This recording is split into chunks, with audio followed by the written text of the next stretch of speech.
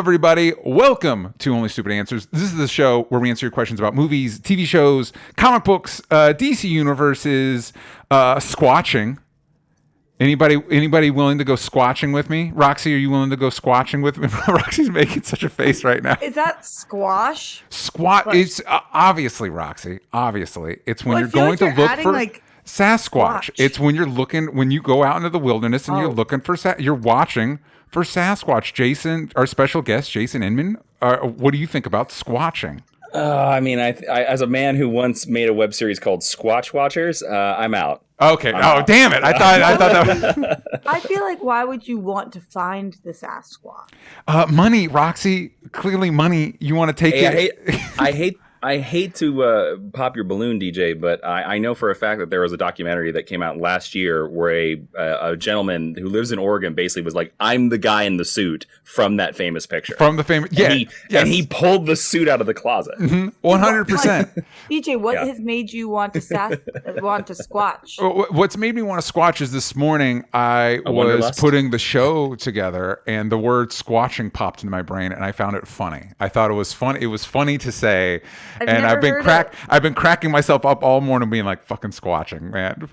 Fucking. I thought you meant like isn't squash kind of like the OG pickleball? Sure. That was a lot of words. It took me a second to process all the information you were throwing at me. Wasn't there a game called Squash? There is a game called Squash. I don't know how one plays pickleball, it. Less popular now. Yeah. Pickleball. Anyway, you know what? Anyway, I'm sorry. I derailed us right off the bat. Let's get into it. Our special guest, Mr. Jason Inman. Jason. Hello. Good morning. Here. I prepared this just for you. Yeah. I'm going to make sure, just with a little bit of a... Hold on. Get a little bit there. There. Oh, and see now... Mm-hmm. Full HD. We weren't in HD before. We were in HD before. Now we're in full and HD. If you say that you can't see a difference, that means that your monitor sucks. That's on you. This is such a bummer because when you said I prepared this, I don't know how I thought this was going to happen. For some reason, I thought chocolate chip cookies were coming out. How would I even ready. What kind of Zoom do you have? You think you have HD. Mine's the real HD. Yours the real HD. Yours has smell-o-vision too? Taste-o-vision. So listen, for those joining us today, of course, you can also, if you wanted to see this early, if you wanted to see this ad free, if you wanted to watch this live and be in the chat with us, you can do that over at patreon.com/onlystupidanswers. Also, every week on Spotify, we ask you all a question. Last week's question was, what is your favorite video game adaptation other than The Last of Us? Yashu Wazalewski said, the Castlevania anime, for sure. It was a breath of fresh air for the franchise. I also have high hopes for Amazon's God of War series. Xavier Thomas said, Timothy Olyphant in the original Hitman movie isn't that bad. Ringing endorsement. Stephen Julian said, gonna cheat and say Arcane and Cyberpunk Edgerunners. Not sure why that's cheating. That's well within. That is a video game adaptation. So I don't think that's cheating. I think that's just your answer. And Ray Alvarez said, Werewolves Within is great, though I didn't even know it was based on a video game until after I saw it.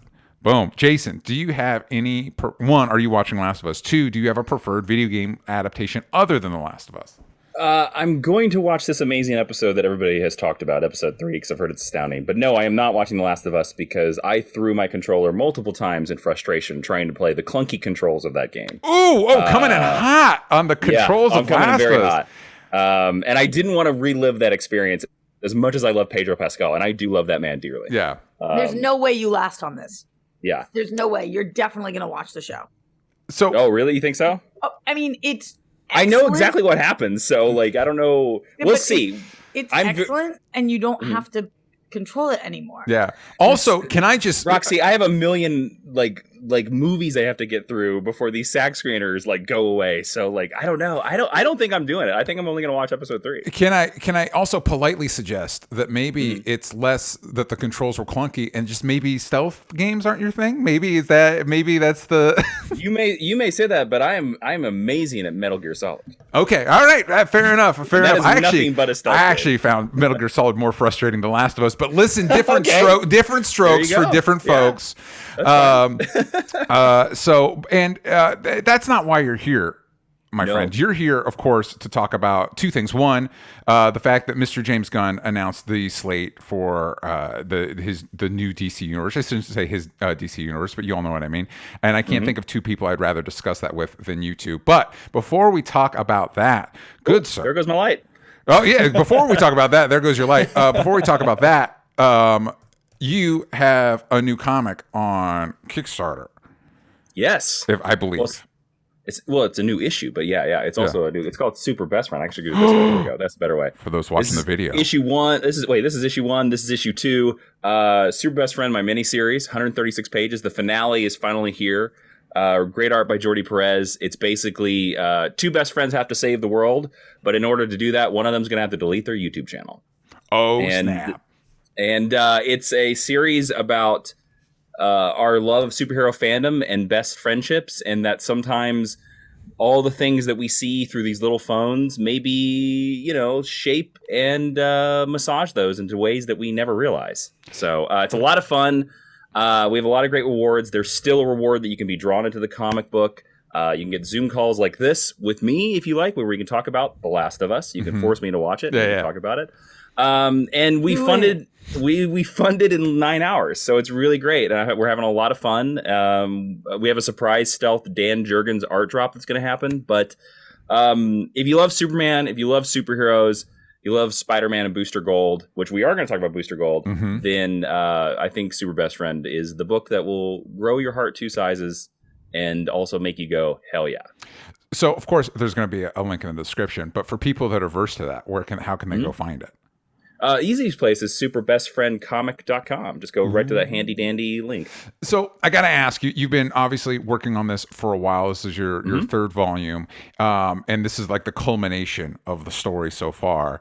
Was there anything that kind of, now that you're reaching that finish line, is there anything that kind of surprised you from when you first started that you can reveal on this podcast? Oh, that's so interesting. Well, the thing, I mean, you know this because you're prepping your Kickstarter and you're finishing up your comic book as well. It's so interesting. The final page is exactly the final page that I've had in my mind since the beginning of this project. Yeah. And I literally cannot tell you what it is without completely spoiling. Because I will say we'll censor. No, I'm kidding. Oh, okay.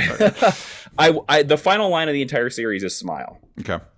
And I had a very specific time of day, and my colorist Alvion Ortiz, wonderful colorist, she set it at a different time.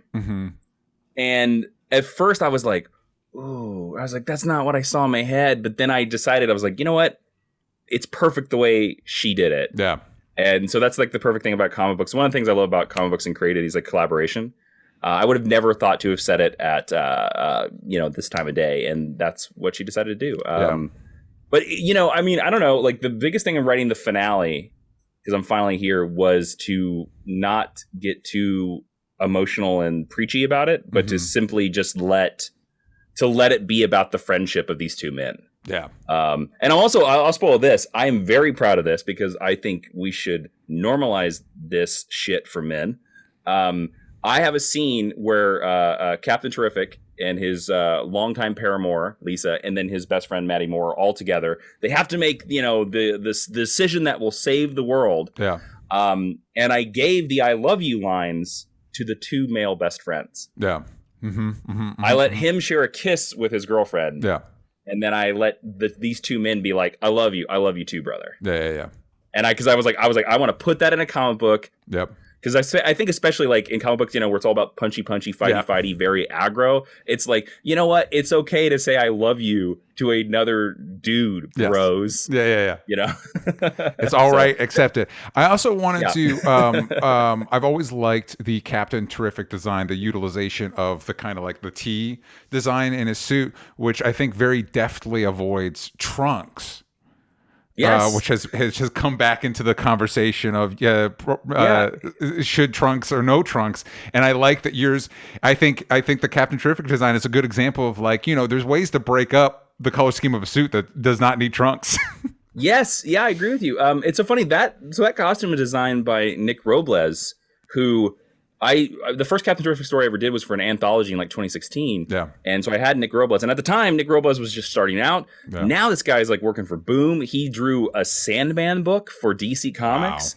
Wow. But that costume design is all him. Like I can take I literally was just like, it needs to look like a giant T. And so, yes, he did that. I agree with that very costume. And I also like play on that because I give Captain Terrific a black version of his costume for the final issue. Love it. This is such a strange question, but as a consumer, I have a really hard time finishing anything because I'm like sad that it's going to be over. Mm-hmm. I don't usually watch the last episode. I mean, I've watched all of The Walking Dead, except literally all of it, except for the last 2 episodes of the series. But you've come so far. I do this all the time with books too. I'll read everything except for the last couple of pages. Mm-hmm. Because it's just like sad for me to, if I love something so much, to finally be done with it. How is it finishing something that you have spent like your blood, sweat, and tears working everything on? I know you're just talking about that final word and even just like what time of day it is. Were you upset to finish this? It was a little sad to finish writing this, but I'm so like, I feel like these characters, 2 main characters are like my family members now. And where I leave them at the end, I'm like so proud of where I leave. Like the whole story is about this sidekick realizing that he should no longer be the sidekick, that he has like a better thing to do and he has like a more important thing to do. And so like getting to see him like fully actualize like made me very happy that I'm like, oh yeah, this guy is like truly the best superhero in this world. Mm-hmm. And to see him actualize, but yeah, like writing the final issue, like I have a Discord over my Patreon as well, and I like will drop a lot of things when I'm writing, and like so like if you can go back like 4 or 5 months, you can see me and there being like, oh guys, I'm writing the last scene. Oh boy, here's the line. Mm-hmm. Here it is. Because I spent a long time like figuring out what is going to be the final line of the series, and I was actually really it made the most sense because one of the first lines you ever hear in this series is "Smile." Mm-hmm. And if you've read, anybody out there that supported me, thank you for coming back. And if you've read the book, you know it's somebody taking a selfie and saying "smile." Yeah. So that might be able to put together what is a little bit of the final scene there with that. But if you want to confirm it, you can go check out Super Best Friend 1 through 3 on Kickstarter. Links in the description. And just to clarify, I believe you already said it, but if you hadn't been picking up Super Best Friend, you can get all 3 volumes. Yeah, you can get the entire series, 136 pages. You can get whatever variants you want. The Dan Jurgens variant. I picked up Phil Hester is an artist I've admired for a long time in Green Arrow and Swamp Thing, and I got him to come on and do a variant. And I have a stretch goal that if we hit 14,000, and we're about 2,000 away from that, I will do my first comic book variant cover. Love it. Let's make that happen. Let's make it happen. Yeah. Let's do it. Because I originally wanted to be a comic book artist, and then in high school I was like, I can't draw well enough, and so I went into writing. And but I'm working on. It's not bad. It's actually pretty good. I think most comic writers are washed out of trying to be because for those that don't know, despite what AI art will have you believe, being an artist fucking hard. It's a lot of fucking work.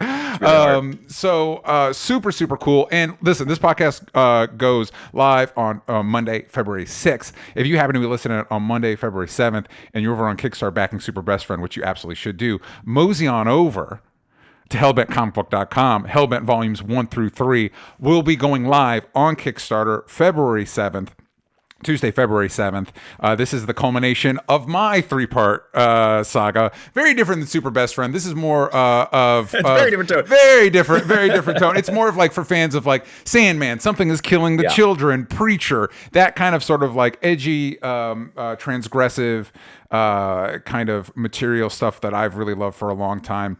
But I will say, as a backer and supporter of Hellbent myself, I am very excited for this finale as well. Is it the finale, DJ? It is the finale. Clarify? Yeah, it is. It's the third and final volume. And yeah, Jason and I have been backing each other's projects for a long time, and I can tell you, it's a very rewarding experience. So if you also want to back both our projects, I highly recommend going over to Kickstarter and doing that. We really appreciate it. Again, links in the description. As Jason can tell you, those first few days, of a Kickstarter. Yeah, really like, important. here's the thing. There's two things about Kickstarter. I know a lot of people. There's three very simple things. If you're listening to this and you're very much like, God, stop talking about Kickstarter. Yeah. There's three things you need about Kickstarter. One is you're not charged until the end of the campaign. Yeah. So if you're saying to yourself right now, I don't have the money, make the donation. It counts towards DJ. It counts towards my goals. Yep. But you're not going to be charged until the end of the campaign. Second thing is the first 24 hours matter more than anything else because that's what Kickstarter helps kick you up in the algorithms. And if you can get like over 50% of your funding goal in the first 24 hours, then Kickstarter's AI algorithm thinks that you're an awesome project and they start suggesting you to people. Yes. And then the third thing is, I understand times are tough. We're basically in a recession. A share on social media is just as important as a pledge. Yep. All that is super true. So again, Super Best Friend, Hellbent, Volume 3. Go check those out, please. And thank you. Links in the description. This is fun. I get to be the fan on this one. This is exciting. I'm excited for the ending over here. This is rad. Exactly. I'm glad we're kind of like climaxing at the same time, which was a weird way to say that. Way to say it. And that's when the two bros say, I love you. And then, DJ, I love you. I love you too, man. DJ. I love you too. All right. Let's go on a quick ad break and we will be back with DC movie news, a different podcast. Oh my goodness. Sweet baby Jesus. We are back to talk about James Gunn and DC's movie news. Jason, as you've been going around doing the press for Super Best Friend, is this happening now a blessing or a curse? Is it like, oh, cool, now I know at least what I'm talking about on every show? Or is it like, shit, I have to talk about this on every show now? Oh, it's always a good time to talk about like the what ifs. Yeah. Like that's a fun time. But yeah, there is like, I wish he'd given us a little bit more information. I wish we'd gotten a trailer of something. Because because it's hard to and you both know this. You're both pros at this. Like the question I always hated when I was like doing DC All Access, when they would drop like a new poster and people would be like, "What do you think about the poster?" And most of the times I'm like, "It looks cool." Yeah. What else do you want? Yeah. It's like I think the fine use of contrast and saturation on the trees behind the main actor really works, but over here the blurring tool of their left cheek. I mean, what yeah, I don't know what to tell you. It looks cool. I hope it good. Yeah. So, Roxy, when this dropped, what were your thoughts? What were your feelings when James Gunn was going through this? How did you feel about this whole thing? I feel like I felt a couple ways. I felt like he confirmed some things that we already clearly knew, and then left a lot open to interpretation and or a shocking amount. Yeah. What is also continuity? He verbalized very clearly though that this like isn't the entire slate. Obviously, we got no casting announcements, which is totally fine by me. But I think that led people to be like, Yeah. You're going to tell us there's a Superman movie and not say who's Superman? How dare you? Well, that's the thing. Like, I've been having that conversation a lot where I've been saying to people where I'm like, I bet the only one of these projects that has a script is Superman. It's not even done. He said it in the thing. He was like, I'm currently working on the Superman script. I like it. Like he was probably doing the announcement like this. Guys, hold on. Yeah. So my basic initial thoughts were like, as I was watching it, and not knowing how social media was going to react yet, I predicted exactly how social media was going to react, which was like, ooh, I don't know that this is going to land perfectly with people. I appreciate what he's doing. I know he's like full transparency, responds on Twitter. He wants to keep people in the loop. At some point, he was going to have to say something. But I didn't think that people were going to be too fond of this. And then I went to Twitter and immediately it was, fire James Gunn. And I was like, oh, is it already gone? I haven't seen that. Wow. Oh, it was hashtag fire James Gunn. Yes. And then also I was like, man, I don't think any single one of you guys even knows what Peter Safran looks like. Like, yes. James Gunn is really taking the guns on this one. He is really getting the. I think Peter smartly might be the like, I'm just going to let you talk. You're louder. Yeah. Even though we're 50-50, I'm just going to let you push out there. Yeah. Well, and I think it's beneficial in a couple ways. I do think so far the most beneficial thing that has happened with this is the James Gunn of it, because I think one of the things that's been an albatross around DC's neck since the jump is the rumors, the speculation. all the drama. And so to have James Gunn there being like, no, not true. You know what I mean? Like, I think is beneficial.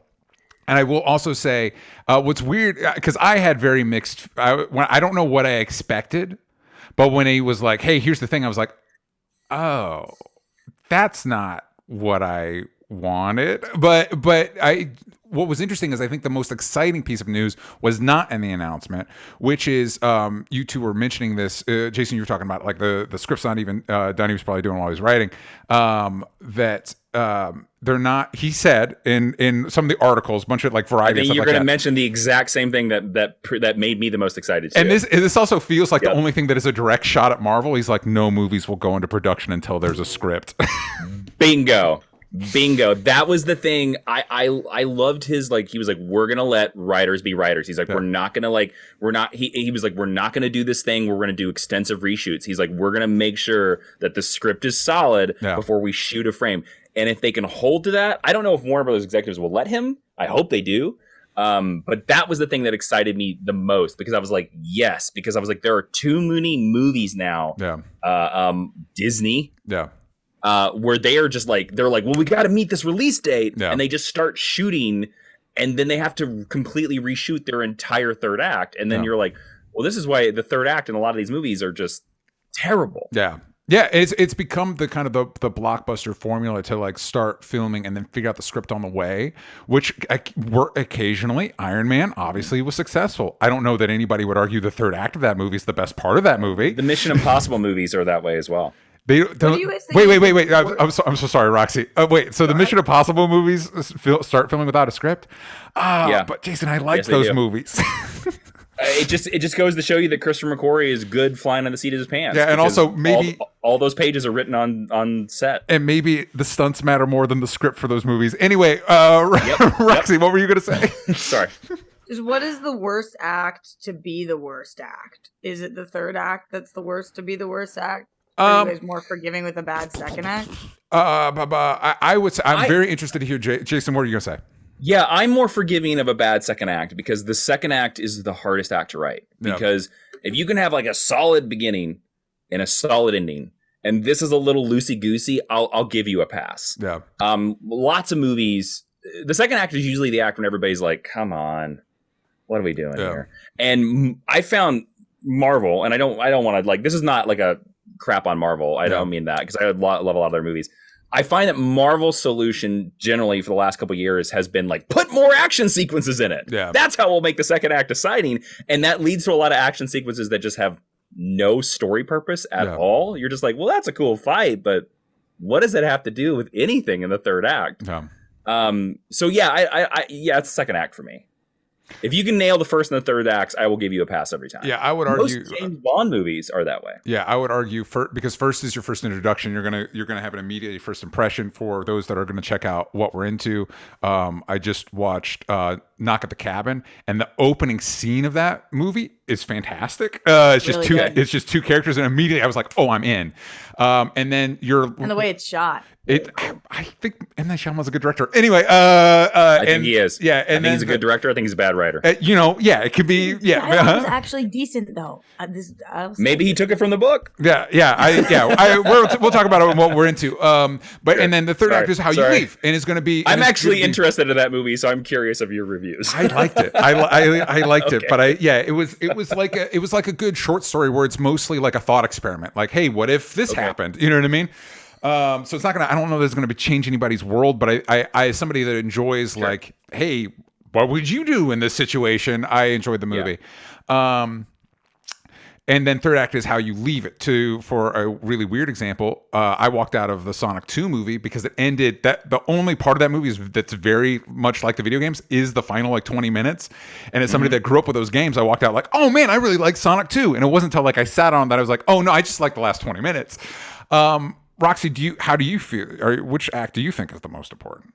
I think by far and away the one you have to stick the landing on is the third act. So I kind of am forgiving of a bad first and second act. Yeah. Yep. And speaking of they got a writer's room together. And there's some exciting names in here. There's Drew Goddard, who he wrote The Martian. He did Cabin in the Woods. I think he's really good. And he did the first season of Daredevil. For those that. That's a great point, Jason, because for everybody, it's like the first season of Daredevil is the best one, and it's like, well, what you mean is the first 2 to 4 episodes, and that's Drew Goddard. That's what you're remembering. I like that season, but yes, you're fair. But yeah. And then Christina Hodgson, who did Harley Quinn and the Birds of Prey. Tom King, not friend of, would love to have him on this show, but he's been on Jason's show, friend of Jason's show. Go over, check really out nice his history lesson. And there's some other names on here that I'm like, wait, that person? All right, anyway, but we're not going to get into that. But all of that is very cool that they actually did what Star Wars should have done and got a writer's room together and be like, hey, what are we doing?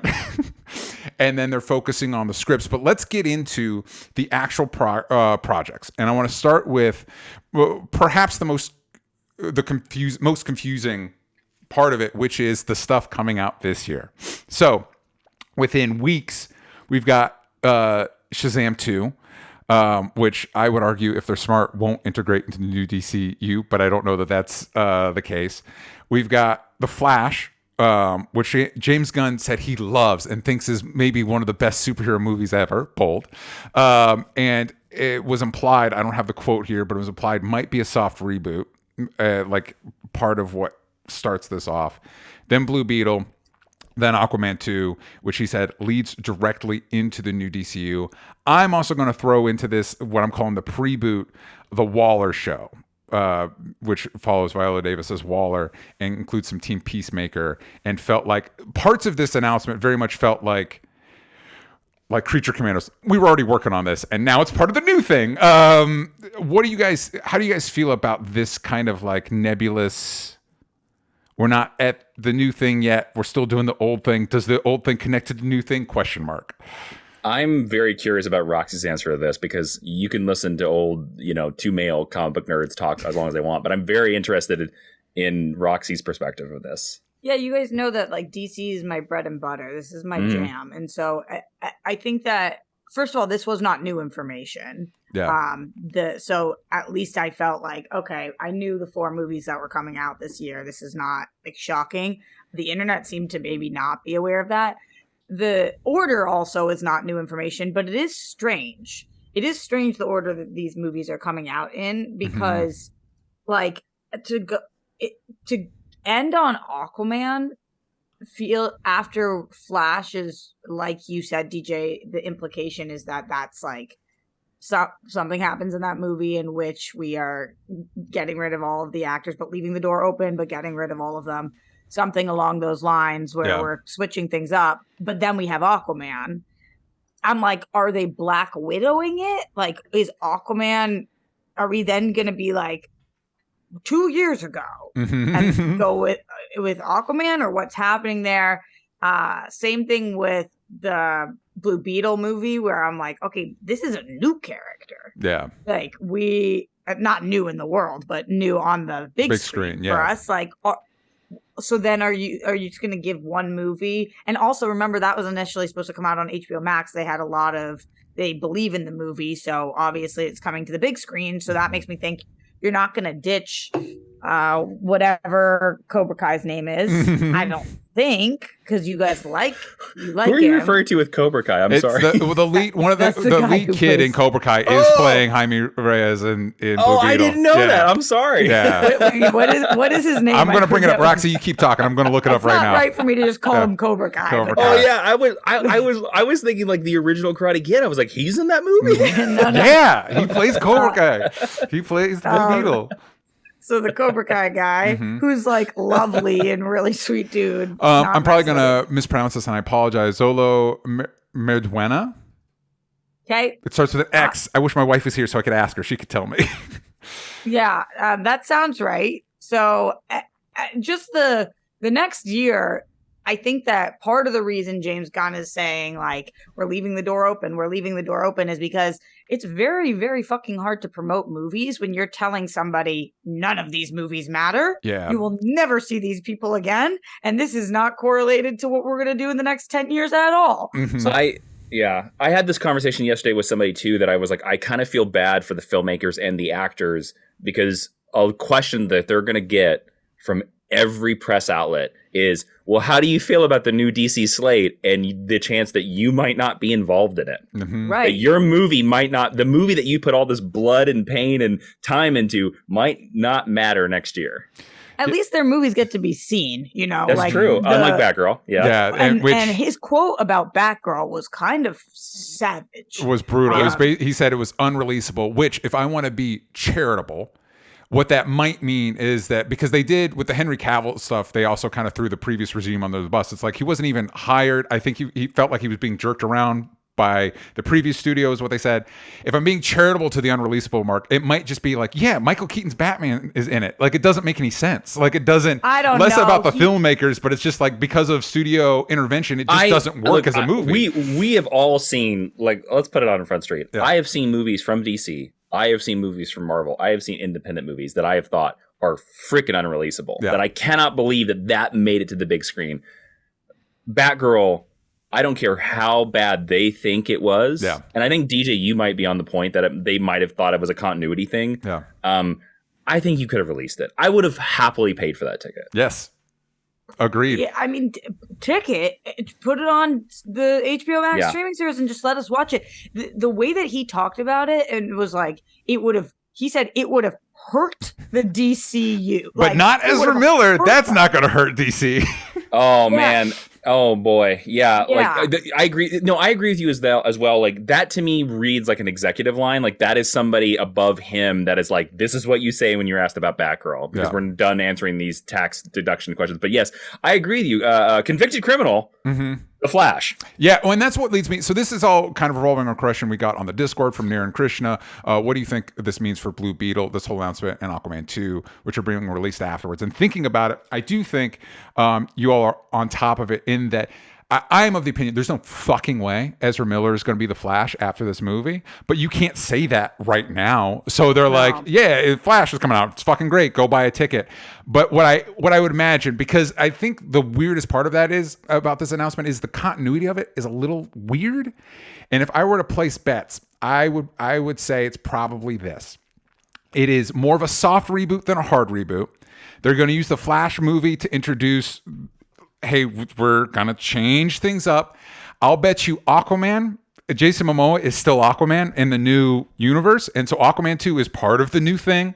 And it's going to be reflected. Amber Heard, I'm sorry, you might not be. I don't think she is either. And you think they're recasting Mara, or you think that there's? I think Mara's just not going to be on camera. Yeah, I don't know. I don't know. But yeah, but I just we don't need to get totally into love interest for Aquaman. No love interest for Aquaman forever. Not forever. They'll just introduce Dolphin, which is another girlfriend he had in the comic books. Yeah, but I think Jason. I agree. It sucks for Amber Heard. It really does. Yeah, it's not. Really, and it's unfair. And especially it's since unfair as fuck. I've been watching fucking Peacock, which the version I have has ads, and fucking this stupid ass Dior ad with Johnny Depp came on. I'm like, God fucking damn it. Anyway, but people are writing for him right now. I mean, we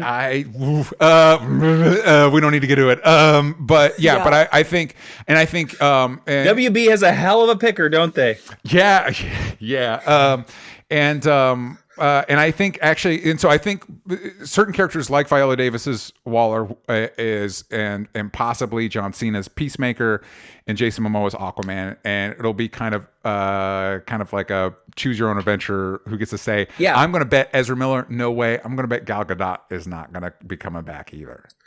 It's funny. It's because it's interesting. Like I do think they would have been better off just doing straight, clean reboot. Yeah. Just like being like, this is the last one. But they're caught in this impossible situation where they have like 4 $300 million movies coming out this year. Yeah. And I am also convinced that the only reason the Flash movie wasn't canceled is because of Michael Keaton because Michael Keaton is an old school actor who and old school actors usually have those box office points on release. Kind of like what Tom Cruise is. The whole reason why Top Gun Maverick was delayed for 3 years because Tom Cruise needs to get those box office points. Yeah. I think Michael Keaton has a similar deal.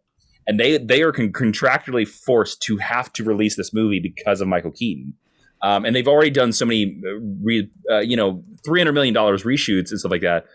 I agree with you. I think before this, The Flash, my bet was that it was a hard reboot for the Snyderverse of it all. I think that was going to be like, the Snyderverse is over. We are now in a new thing. And I think James Gunn is like being like, no, we're going to take that ending and we're going to kind of be like, okay, there is a multiverse out there, and we are now on one of those other worlds. Like the Flash, the Flash of this world is he's out there, but he's not our Flash anymore. And the Blue Beetle and Aquaman going forward are like, we are on our Earth Prime. I agree with you. Everybody thinks, look, that Jason Momoa is Lobo. Don't buy it for a minute. I think it's just an internet rumor. I think Lobo will show up. I think he's going to be played by a different actor. I think you're right. I think that Jason Momoa post about him being like, I'm so happy, is I think he had a meeting with Jason Momoa and said, what if we pop you in like 8 of these? Yeah. What if you are the Tony Stark Captain America? Like, what if you show up in a whole bunch of these? Because we like you, you're fun. Your movies make money. Yeah. Well, we also are contractually obligated to make another $300 million movie with you. Yeah. And we're going to lose our ass if we don't make that movie. So why don't we just make you Aquaman? And Blue Beetle, because it's an origin story, is easy enough to fold in. Yeah. Okay, but if you're keeping Momoa, so, okay, let's run through all of them for a second. We know Henry Cavill, no. Yeah. So we don't have to touch on him. We know no. Ben Affleck, he spoke about possibly directing something for the which DC, I think is a great idea. Yeah, but Ben Affleck's been knowing Batman since 10 seconds after Batman v Superman came out. Right. Just going through the rest of the Justice League, Ray Fisher seemingly not part of the conversation. You'd have to perform a minor miracle to get him back in the fold. I don't think anybody at Warner Bros. Will ever hire Ray Fisher again. That's the problem. Yeah. So this leaves us to Ezra Miller, Gal Gadot, and Jason Momoa. Yeah. So let's talk for a second about Gal. If you're keeping Jason Momoa, why aren't you keeping Gal? And it does feel like the public opinion on Gal has drastically shifted since the first Wonder Woman came out. When the first Wonder Woman movie came out, I feel like everybody said she is the bee's knees. This is the best superhero casting we've ever had. First Wonder Woman movie was critically received and audience-wise received just so positively. The second movie came out, and also some things about Gal's personal life, just like being married to a billionaire and the things And let's not forget the Imagine video. As silly as that is to have impacted somebody's public standing, it's not nothing. That's definitely valid, DJ. I think people have deemed her to be out of touch at the very least. That seems to be the public reception of her. But I do think of the people that you could keep, if you are keeping Momoa, you would think about keeping Gal, right? Like, I agree. No. Even with the perceived backlash, I again, that first movie is astounding. I'm very mixed in the second one. I think we all are. I would love to see a third one, even if it's not directed by Patty Jenkins. I would love to see another one. I do think it's a mistake to lose her. Yeah. And I think Ezra, again, criminal background is the big problem there, which I don't see. And if they do keep him, I'm going to be like, it wouldn't surprise me. Yeah. But that would shock me, honestly. It would shock me too, but I'm not going to be surprised by it. You're going to be shocked, but not surprised. I love that. And I kind of feel you, but it's like, Ezra is on trial for 26 years of prison time. Like, this is no joke, It's like 2 domestic disturbance calls, the fucking video choke slamming the girl in the street, the kidnapping, burglary, the kidnapping and burglary, the grooming, and like some of it has been dropped in terms of legal, but that doesn't mean it didn't happen. Yeah. There's footage of a lot of this. And I know that James Gunn said, we're glad that they're getting the help that they need right now. It's kind of like a very company stance on that as well, because what the fuck else is James Gunn going to say right now? I think Ezra's crazy, but go see the movie anyway. There's no way Ezra's doing press for this movie. There's no way they're putting this person on the press line because they can't trust that they can answer a question. So I think they are. No way. I think they are, and because here's what I think they're going to do. I think just like remember that basketball movie that Ben Affleck did like right as the pandemic was like hitting. So good. That movie was unbelievable. If people didn't watch it, I thought it was excellent. Yeah, it's very the movie is good. The press tour for that, also a Warner Brothers movie. Yeah. The press tour for that was when we learned the whole like it was the Affleck apology tour, rehab, all that stuff like that. I think they're going to do the exact. I think they're going to limit his access. Yeah. But I don't think they'll let him do press lines.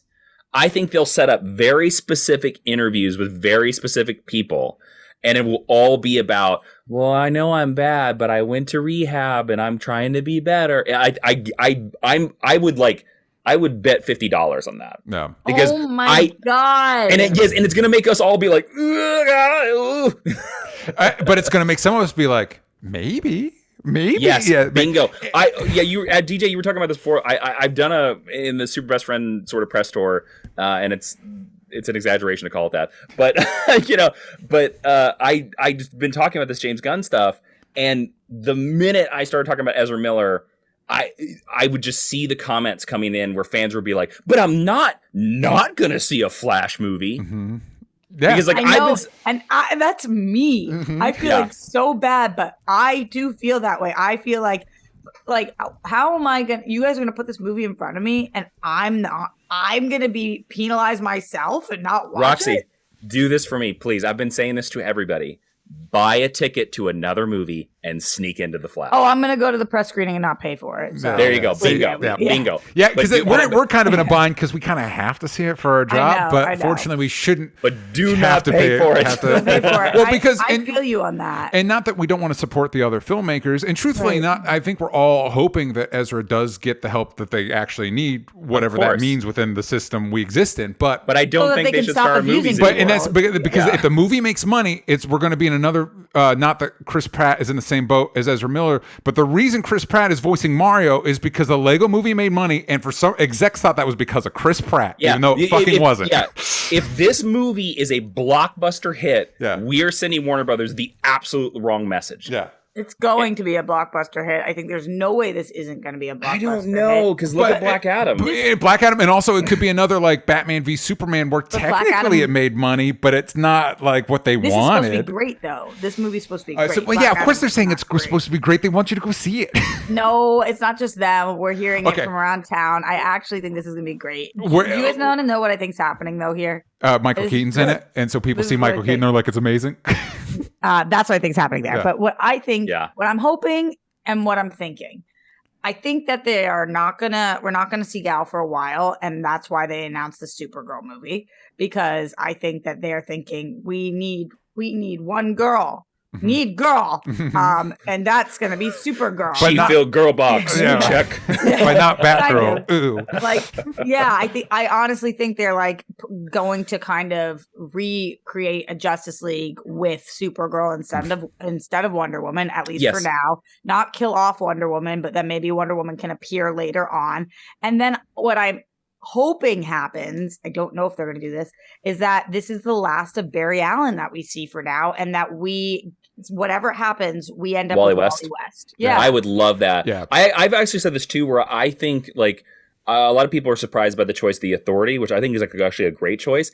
I think they're going to play the Authority, and they should, as the evil Justice League. Yeah. So that when we build our new James Gunnsian Justice League, we can be like, oh, see, this is what the Justice League should be, and this Justice League is like, the sort of Whedon, Snydery, we don't want to talk about them anymore. In fact, let's just bring Snyder back to direct the Authority, because it's what he was trying to do the whole time anyway. It's funny, I've heard that. I actually think James Gunn should direct the Authority, and I don't think James Gunn should direct Superman. So that is a perfect segue, Jason. Thank you so much.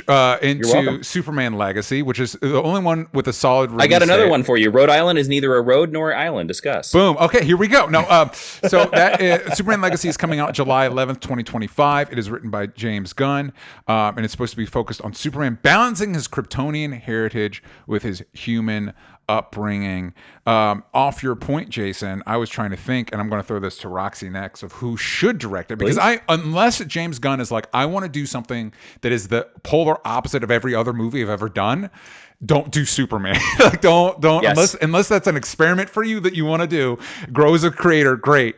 And he's already writing it. It's like we need a checks and balances system. Yeah, which I Yes. think based on the stuff he's been posting, I think he gets it. And like he's posting like All-Star Superman stuff, which if you're going to pick a Superman story in spirit, maybe not in plot, but in spirit to emulate, you could do a lot worse than All-Star Superman. That's fair. I think if I were picking the director, and I am not one of the options, which I'm not, but if I would pick Joseph Kosinski, who not only did Top Gun Maverick, but he also did Tron.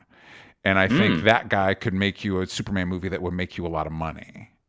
That would also balance. I mentioned Tron not because it made a lot of money, but he's comfortable with sci-fi stuff along with big high budget. flying. Yeah. Yeah. Who do you feel, Roxy? I think that they should give it to Patty Jenkins. That's a good choice. Yeah. I feel like she has proven that she understands hope and love and justice. And I feel like she's proven that she is not going to like slander the company, even when they've clearly dicked her around, all of the companies. Mm-hmm. And also we know that there's no Wonder Woman situation happening right now. I think that this could be really big for her, and I think she would really nail it. There was talk a while back before Wonder Woman 2 hit where there were like all those rumors going around of her directing Justice League, which I was like very much into. Yeah. My pick is a dark horse pick, but I think she can totally nail it, is Gina Price Blythewood, who did The Woman King. Yeah. If you've seen The Woman King, that is a superhero movie. It is. Yeah. But I loved it, and I think I'm like, that energy on a Superman movie. Yeah. Fantastic. And then cast John Boyega as either the villain or Jimmy Olsen. Or even Lex Luthor. Go crazy. Yeah, John Boyega is While really... you're talking casting, do you have a Superman cast choice? I don't, because Superman to me is like, he's such an iconic role, and I feel the best Supermans, and I've liked, I like Henry Cavill, I like Christopher Reeve, I like Tyler Hoechlin. They're all sort of like actors that are around, but they're not stars yet. Mm-hmm. And so I don't have a name that I don't think it should be a name. I think it should be some gentleman that we have seen, and a supporting of Last of Us, or like this will be his star turn. Yeah. I think that'd be really great. We already discussed The Authority a little bit. I want to jump to our new Batman movie. We are getting The Batman 2, which is going to be part of Elseworlds, because, as comic readers know, Elseworlds is like, what if Batman... instead of doing, it's just like, hey, here's another Batman movie. What if Superman landed in the USSR? Yes. Well, no, but that's kind of my. I don't love that the Batman's in Elseworlds, because to me, Elseworlds is like, what if Batman was in Victorian London, Jack the Ripper, instead of the Batman, which is what if Batman. Yeah, I've had this it's discussion just a Batman movie. Too. What do you all feel about this? Because like the discussion I keep having on this was this to not have the Batman involved? I think it's a Matt Reeves decision. Yeah, because I think Robert Pattinson, I did a post of like Robert Pattinson being pissed off that he wasn't in it, and people were like, no, he doesn't want that. I was like, I'm pretty sure I think he does want to be a part of it. He would. He's a nerd. Yeah. Yeah. And why wouldn't he want to be the Batman in the universe? Yeah. Also, I think he could fit in this. 100%. I mean, you couldn't do maybe you could do the Damian, because he's 36. Yeah, he looks younger than he is. Yeah, because he is. But he's playing like a 25-year-old Bruce in the Batman. Am I right or wrong? Something like that. It is left ambiguous his age in it. But yeah, because I want to say that was actually a big conflict between Pattinson and Reeves. As Reeves is like, no, I don't want to be part of it, and Pattinson's like, I do want to be part of it. And my argument was, you need Pattinson more than you need Reeves. No offense, Matt Reeves is a solid director, but if you're making a connected universe, Pattinson's the one you need to please more. So I think you could do it. But anyway, that's not what we're doing. There's so many politics though, DJ, around that. Like, also, I feel a little bad for James Gunn and Peter Safran in terms of like, what are they going to burn every bridge with every creator ever? Yeah. Like, they're like, they've been given this thing and they're like, okay, we're going to immediately we're pissing off The Rock. Immediately we're pissing off Henry Cavill, whether this is fair or not. Immediately we're going to piss off Matt Reeves. Like, what are they going to do? Just like burn every bridge that they possibly could have? It's very much like a new network executive in television. Because this happens all the time, because there are always those shows that are on the bubble. And then if a new regime comes in, that show is immediately canceled. Yeah. But I don't think that James Gunn wants to be a network executive in terms of, I think likes to be liked, and he's a creator. I think that immediately pissing off everybody. So I think when Matt Reeves was like, no, I think he was like, all right, fuck it, your thing's making money. The studio's not going to get mad at me. Elseworlds is Elseworlds. Yeah, I think maybe that's the deal is between Safran and Gunn is it's like Gunn, all the fans are going to be mad at you. Safran, all the studio people are going to be mad at you. You handle the business stuff, behind the scenes stuff. Yeah. What were you saying, Jason? About we were talking about? So I was going to be like, it's Brave and the Bold. With the one confirmation, you're like, okay, Matt Reeves is not doing Robin. If that's the Robin story they're going to do. But the other thing that brings up is if we're doing Damian, we're doing a story of a son, then that means at the youngest, this Batman is 35. Yeah. And he's already said that he's casting a young Superman, a 25, 26-year-old Superman. So we're doing another, and I don't mind it because I liked Ben Affleck's Batman, but we're going back to an olderish Batman, a Batman that has been unless we're going to timeline jump, which I don't see them doing. Yeah, and also would be tricky. Yeah, but we're basically setting up that this is a Batman that's been around for a while. Well, there's a difference though between. I mean, how old is Ben Affleck? Ben Affleck is 50. 50? And we think that we could cast a Batman now that's 30, late 30s. Yeah, if Damian, unless I'm looking at Ben Affleck is exactly 50. Yeah. So when he filmed this, he was younger, but still, he would have been like 45 when he did Batman v Superman. Yeah. And so, but it is interesting that it's such a weird instinct to me. I think what we're trying to do was part of the appeal of the Ben Affleck Batman, which is we get the family, we get Nightwing, we get Red Hood, we get we're just jumping to it. I liked Grant Morrison's run with Damian. I especially like Damian with Dick Grayson. I don't love that that's going to be our first big screen Robin since Chris O'Donnell in Batman Forever, but whatever. It's what we're doing. But it is a weird instinct. Why don't you love that, DJ? Because Tim Drake is great, and I'd like to see Dick Grayson be Robin for a while. Like, I'd like to see I understand, but see, and I also don't think Bruce Wayne with Damian is particularly interesting. I don't think that. I understand that, but like when you think about selling this to a mass media audience, right? When you think about Robin, and it is the thankless task. Like Burt Ward, I love Batman 66. But the public perception of Robin is Burt Ward is like, come on, Batman, holy metal. And they think he's the goofiest MF ever. But they also think that he's Batman's son. Mm-hmm. That is the public, like my mom in Kansas perception of Robin. And so I think I understand, like, I feel you. I want Dick Grayson so bad. I want Tim Drake. I want the whole thing. But I understand when you're like, okay, we got to reset and we're finally going to do Robin. The easiest solution is just to make Robin his son. Yeah, but I also don't love that two of the most iconic orphans in media, Batman and Superman, are now increasingly defined by their biological sons. Doesn't feel great to me. That's not just those. That is a trend in media. I mean... Well, and that's the other thing. I don't want to jump, because right now Marvel's... The new Indiana Jones movie is going to be all about that. It's also a trend, and currently in Marvel, all of those MFers are having kids right now. All those characters are having kids. Black Panther, and it's like, why are we anyway? Also it's weird to me because the age group that loves this crap is aging up and has kids now. That is a good point. It's also weird. It's a weird instinct that we always want Batman to have been operating as Batman before Superman shows up. Which I'm not a big fan. I think Superman should always be the first. I think Superman should be the first, not for a couple reasons. The practical reason is one of the trickiest things with Batman is explaining why a guy is dressing up as a bat. And if somebody in Metropolis is flying around with a cape and you've got people running faster than light, then it makes a little bit more sense that you might be like, well, I guess I'm doing this bat thing. I guess that's going to be my thing. Why do you guys think that they want a younger Superman then? If they're going with an older Batman? Yeah. I think they want I think they're trying to get around the Tony Stark effect. And they want this guy to be Superman for 15 years. So they're thinking about, okay, if this guy's going to be Superman until he's like 40, 45, we want to be able to keep the same actor. We don't want to get 5 years down the road and have this actor be like, I'm too tired for this. I can't. No. I'm working out like every second to keep these abs. I can't do it anymore. That's what I honestly think it is. I also wonder if it was just a very nice way of saying we're not going with the whole younger Superman was just a nice way of being like, we're not doing Henry Cavill. Whether that's because if you're going to do, it's funny for me. My immediate thought with this was, if you're doing Batman with Damian, right? Yeah. We're doing the father and son thing. A lot of people think the Superman Legacy title means Superman's son, and I'm like, no. If you're doing a younger Superman, I don't think you're going to do Superman's son.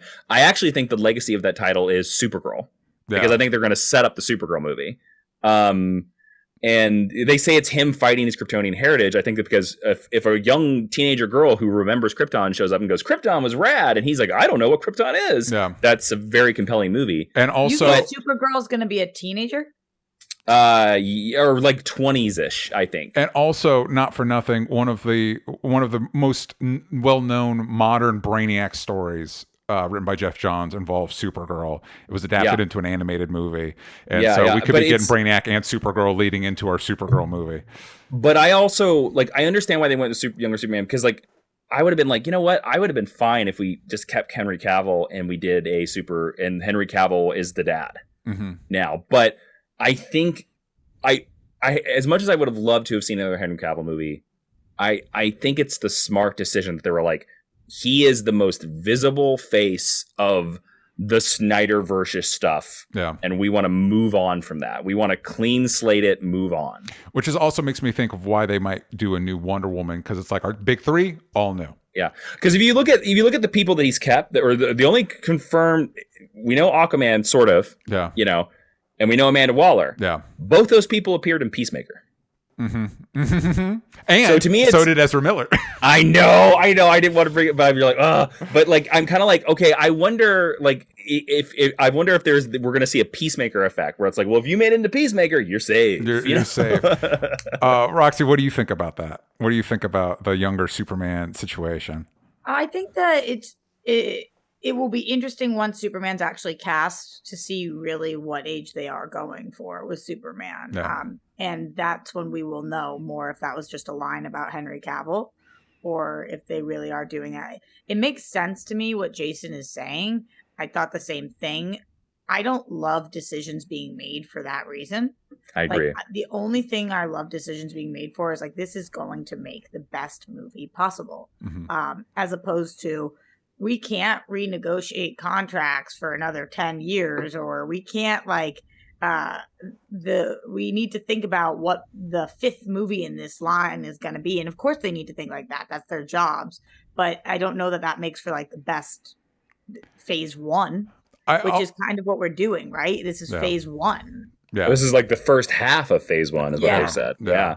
Also, not for nothing, if I were James Gunn, it's I don't want a Superman where either he murdered Zod, or now I have to explain why I retconned as that not being a thing. You know what? We're just fucking moving on. Well, again, and that goes back to the whole idea of if they hadn't got screwed by these movies of this year. Yeah. That's another reason why I kind of wonder if this announcement is too early. They've only had the job since November 1st. Yeah. There's plenty of time for Zaslav to fire them or the studio to be bought by somebody else. We could have waited on these movies at this movie announcement until San Diego Comic-Con. Yeah. Yeah. Well, do the fans really need this? We're not going to see any of these until 2025. Yeah. But I think the reason when we saw this is because I still think the atmosphere at Warner Brothers is still turbulent. There's still talk of them selling stuff off here and there. And look, the one takeaway from all this, I think, is that James Gunn, very smart man, and an amazing publicist. Yeah, this is an amazing publicist move to bump him up more points to whatever corporate overlords he ends up with. If DC gets sold, if DC films get sold, if they don't, it makes him look better in their book, and it's a smart move. Yeah, I think that the reason that we couldn't wait until San Diego Comic-Con, at least in their eyes, is that we have 4 movies coming out this year. I think it was very strategic that they did this prior to the first movie being dropped this year, because what they are doing is saying to everybody, we still want you to see these movies matter. However, we are letting you know there's more to DC than what you're about to see. So get attached, but don't get too attached. Get a little attached, not too attached. And I think that they're trying to start the transition process, as opposed to getting all of the Snyderverse fans after watching Ezra this year and Aquaman and Shazam, being like, oh, so we're going with the Snyder people. That's what we're doing. I think they're saying in advance, that is not what we're doing. Enjoy it while it lasts. I love the idea of them taking the Suicide Squad tagline and putting on everything. The Flash, don't get too attached. Aquaman, Lost Kingdom, don't get too attached. Totally. Yeah.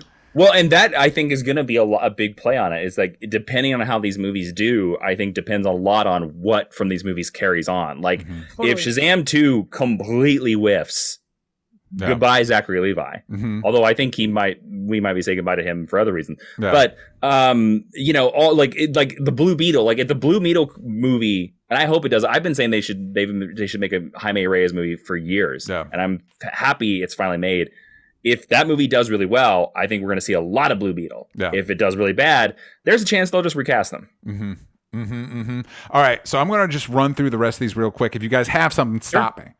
Sure. So we've got Supergirl, Woman of Tomorrow, based off the most recent Tom King comic. We got a Swamp Thing movie with rumors that it's going to be directed by James Mangold, which is wild because I don't think he's ever done a horror movie. And then on the TV side, we've got Creature Commandos, which is an animated series. This is some of the stuff. Actually, all the TV stuff feels like stuff that was already being worked on prior to this, and now it's just kind of looped in. Creature Commandos animated series. He said that the voice cast will probably portray them in live action. We got a Brewster Gold show. We got Paradise Lost, which for my money, if they don't use that as a backdoor way of introducing their new Wonder Woman or reintroducing Gal Gadot, why are we doing it? And then a Lantern show, which they said is like True Detective meets Green Lantern, which is weird. It's a weird way of pitching that, I feel like. I think it's a perfect way of pitching that. I just feel actually like Green Lanterns are cops. Yeah, and whatever feelings we have on cops, the Green Lanterns are cops. Yeah. To your point, I was actually when they announced that, I was like, I think you could make a really compelling story where the Green Lantern Corps is like the big bad of the DC universe. Anyway, I think that could be so wild right now. Maybe in 50 years. God, I hope it doesn't take 50 years for people to be open to that idea. The most exciting is to me is Booster Gold. Booster Gold has been in development hell for like 10 years now. Yeah. I'm really interested in Paradise Lost because I really want to spend time in Themyscira. Like I have been waiting for this show. Same thing with the Green Lantern show, obviously, but these are shows like you said, DJ. This is not new. This was old regime shows, and but like he described it as the Westeros of. Exactly. And it's a question I kind of want to run by both of you. Is okay. So Lanterns is being compared to True Detective. Paradise Lost is being compared to Game of Thrones. What do we think? Are these going to be like rated R, for lack of a better word, shows? Is Swamp Thing going to be rated R? Are we kind of keeping everything PG-13-ish? What do you think the plan is with that when it comes to DC? Roxy, I think the only... Oh, sorry. Go ahead, Roxy. Well, their parent company being Warner Brothers gives them a lot more freedom than obviously their parent company being Disney. So I do think we have some wiggle room there. It would be very strange, though, to have a Paradise Lost be rated R and then that be where we get our Wonder Woman. But at the same time, like, you know, what we've learned from Wonder Woman is like low-key like sex, drugs, rock and roll. I mean, the island feels very, very prime for a rated R show, but I think that would be weird. But they are comparing it to Westeros, which is obviously very rated R. I don't know if you need it. It's not like, you know, it's not like Harley Quinn. But I don't know. I don't know how then you would pull Wonder Woman. That'd be strange. What do you think, Jason? I think the movies have a better... I think all the shows have a better chance of being rated R because Peacemaker was. And because they're on a streaming service. I think all the movies will stay PG-13 with the exception of I could see them doing a rated R Swamp Thing. Yeah. Also, not for nothing, I think that's where we're going to get the new DCU John Constantine. I think he's going to show up in the Swamp Thing movie, and that's of course probably going to set up. But I want to pin you guys down on those specific two shows, on the Themyscira show and on the Green Lantern show. Rated R or PG-13? Jason. I think Green Lantern will be PG-13. I think with allusions, it'll be like an Umbrella Academy level PG-13. I think Paradise Lost is a 100% rated R. because I think they'll make the show rated R, but then when Wonder Woman pops up in the movie, because I think DJ, I think you are right. I think this will be our introduction to bring Wonder Woman back into it. Mm-hmm. I think Wonder Woman's movie will be PG-13 because, like, look, the minute I heard that pitch, I immediately was not excited for Paradise Lost because to me, I immediately had the thought, I was like, oh, this is two dudes being like, this is the way to do sexy, bloody women fighting. Yep. Like, and that immediately was like, but that's not Paradise Island. Yeah. Like, you know, I'm also like, to me, I know somebody on this podcast loves Gotham, but to me, it's like it's like Gotham all over again. I don't care about Paradise Island. I don't give a shit. Paradise Island. Spoiler, it's me. I love Gotham. Themyscira exists to give us Wonder Woman. I don't need to spend a whole show there. Like, if you were able to do something, what they've kind of alluded to, like Andor, where it's like, no, we're really it's going to be like, what would a society of women look like? You know what I mean? And the writers they talked about are women creators. Like, if it's a full writers room of women from all different ethnic, which would be amazing. Sexual backgrounds and all that stuff. And it's literally like, okay, if you cloistered off an island of women away from the rest of society, what would that look like? That could be really compelling. If you know what I mean? Like, but that's. Again, comparing something to like Andor, that's a big ask. I'm asking for like top tier shit. You know what I mean? Yeah. And for me, it was like, I understand the 1-to-1 of Game of Thrones. Yeah. Like, it sells, but like for me, that was where I was like, oh, like if they'd said God of War, then I would have been like, okay, I get you. Yeah. Totally. Yeah. You know? So I think for me, I'm going to say anything directly connected to the main thing is probably going to be PG-13, give or take a Swamp Thing. Like, I could see like the horror characters, Constantine, Swamp Thing, being R-rated. But if it's connected to Wonder Woman, if they're going to show up in Justice League, probably PG-13. Also, I did just want to say, maybe what put me off on this whole announcement was starting with Creature Commandos, because it's like, I mean, I guess cool, but that's not. I'm here for Superman. That is cool, DJ. Well, but here's the thing. Here's what I had to remind myself. I was like, Creature Commandos. And then I had to remind myself, that means Frankenstein, which is one of my favorite DC characters. And clearly Gunn is a fan of Grant Morrison. So I've actually got one of the McFarlane toys, Frankenstein's, being shipped to my house as we speak. So I was like, okay, worth it if Frankenstein's going to be fucking hanging out with Swamp Thing and Superman and shit. Creature Commandos is like the perfect way to cleanse the palate, because it is one of these, the thing that has always set DC apart from Marvel is that DC has such a deep bench of characters, and deep benches of characters in genres that nobody thinks of anymore. Like, they have cop comics, cowboy comics, war comics, romance comics, sci-fi comics, all these characters that they don't do anything with that are DC characters. And the Creature Commandos come from the war comics.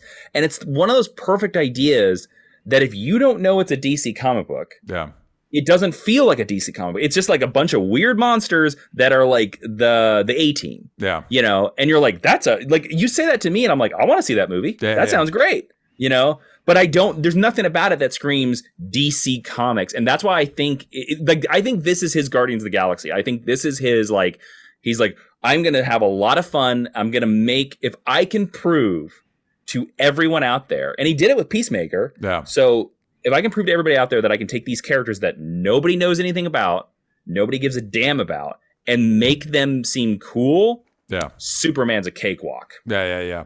Also, Weasel from the Suicide Squad's going to be in it, and so that is cool too. I'm excited. God bless Sean Gunn. Keep getting paychecks. That's what I say. Listen, nepotism, baby. Are you guys feeling, after this announcement and also just in the last 2 months, are you guys feeling confident that James Gunn and Peter Safran were the right people for this job? That is, I think we're still too early for that decision. I think we have to see a movie or a trailer to figure out that. I will say there's nothing about this announcement, and it could be because we've been so burned by DC for the last like 10 years and like changing their minds and doing this, and now we're doing this, and now we're doing this, and now Flashpoint's resetting. Like, we're so like, we don't even know anymore. I think now people are just like, just give me a damn Superman movie. I don't care. Yeah, I don't care. You know, the thing I like is I like that it does seem to cast a wide net. Mm-hmm. It's not just, here's another Wonder Woman, Batman, and Superman movie. Yeah. Like, there's Wonder Woman, Batman, and Superman projects in here, but they're different. I hope the Superman one is different. I don't know. Yeah.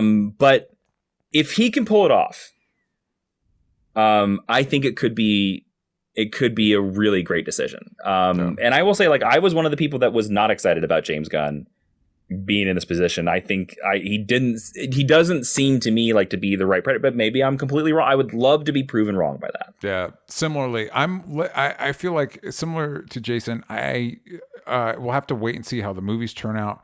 And I think it kind of depends on whether they're actually allowed to do it. Like whether, like, are we going to get there, or is this going to go, like, if we get to 2026 or 7 or whatever, and these things come out and most of them are good, you did it. Good job. You did better than any DC regime before you. What about you, Roxy? What do you, not only do you think they're right for the job, what do you think the likelihood, this is based off a question from Kayla Marie, the likelihood that this will actually come to fruition? Yeah, that is the tough part, because I mean, I guess it's not that far away, but in my head, like Jason said, we're not going to know until movies start to come out. And I don't mean this year of movies that they didn't touch. Yeah. They just are saying are happening. You know, this year of movies don't have their DNA in it. So 2025 feels like a lifetime away for me. Like, it feels so far away. I mean, we know what a global pandemic can do. Yeah. Like, I'm having a really hard time feeling confident that what they said, what Gunn said in this announcement is even close to what we're going to see. Yeah. And have no illusions. Like, this order will change. There's just no way it doesn't. Like, if you had to ask me, is Superman coming out July 11th, 2025?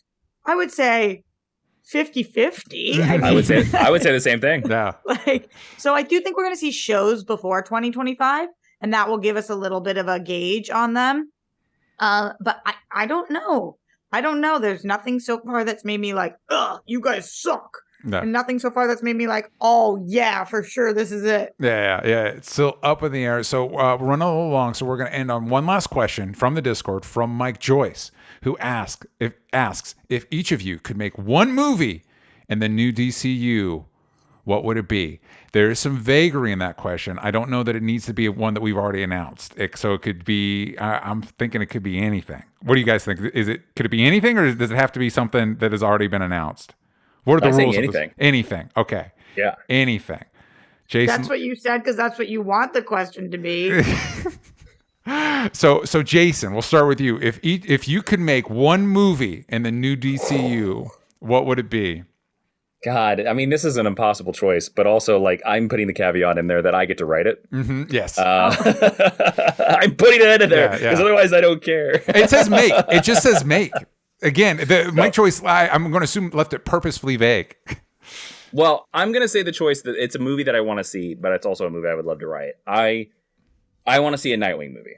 Mm-hmm, that is, I want to see Batman's greatest success realized, and then I would use it as a vehicle to introduce the Titans into this universe. Dick Grayson, again, I've always said this for years. Dick Grayson is a character that was introduced into comic books because they thought kids in the 30s could not connect to Batman, so they made Dick Grayson the audience POV character. He's us. He is the comic book fan, and I think he deserves a movie and a starring role. Absolutely. And also, not for nothing, if we're going for an older Batman, maybe we could bring Leslie Grace back. If Damian Wayne's running around, maybe Leslie Grace could still be Batman. Sure, I got no problem with that. Yeah. She's so earned that. Roxy, if you could make one movie... this doesn't make any sense necessarily with this slate. Yeah. But, maybe I have my own slate. Gotham City Sirens.